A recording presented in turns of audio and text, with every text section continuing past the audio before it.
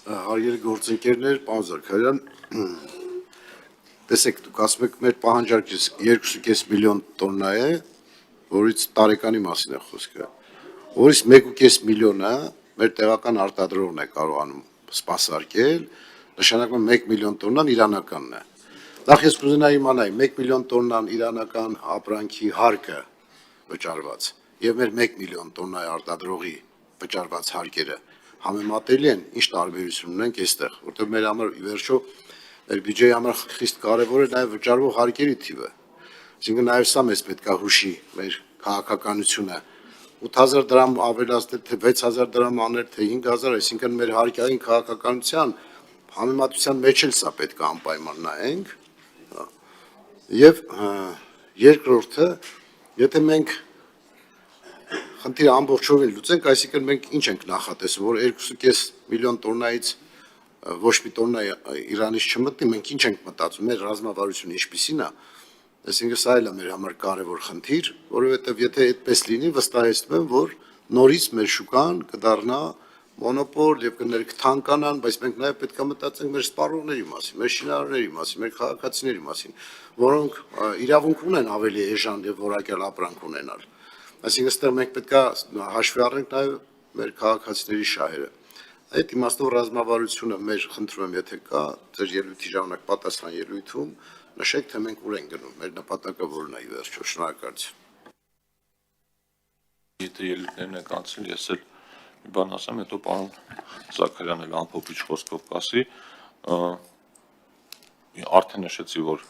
բավականին երկար ժամանակ այս թեման օրակարգում է, բարբերաբար ենք անդրադառնում սրան, ուզում եմ նշել, որ այստեղ խոսքը միայն մեկ տեղական ընկերության ու ներկրողների մեջ չի, մենք տեղական շուկայում ունենք եւս 2-3 ընկերություններ, որոնք ոչ ամբողջական ցիկլով են աշխատում, ու մեկ ընկերություն էլ կա, որ ներդրումներ արել ու մեր քննարկման ժամանակ նշեցին, որ պատրաստում են առաջիկայում իրենք էլ գործարկել, այսինքն մեր խնդիրը այդ 3 ուղղությունների մեջ բալանսավորված լուծում գտնելն է, որպեսզի շուկայում ինչ-որ մեկը վաղ միսօր չկարողանա գինը միայնակ թելադրել։ Պարոն Ավետիսյան, շինարարության հետ կապված դուք մի հատ պնդում էլ արեցիք, որ շինարարությունը անկումային վիճակում է, այդ պնդման հետ ես համաձայն չեմ, որովհետև մարտի համեմատ շինարարության ոլորտը աճել էր 15%-ով, իսկ հունվար մարտի հետ համեմատ 13%-ով։ Երևանում է մի քիչ դանդաղել շինարարության տեմպերը կախված այն հանգամանքի հետ, որ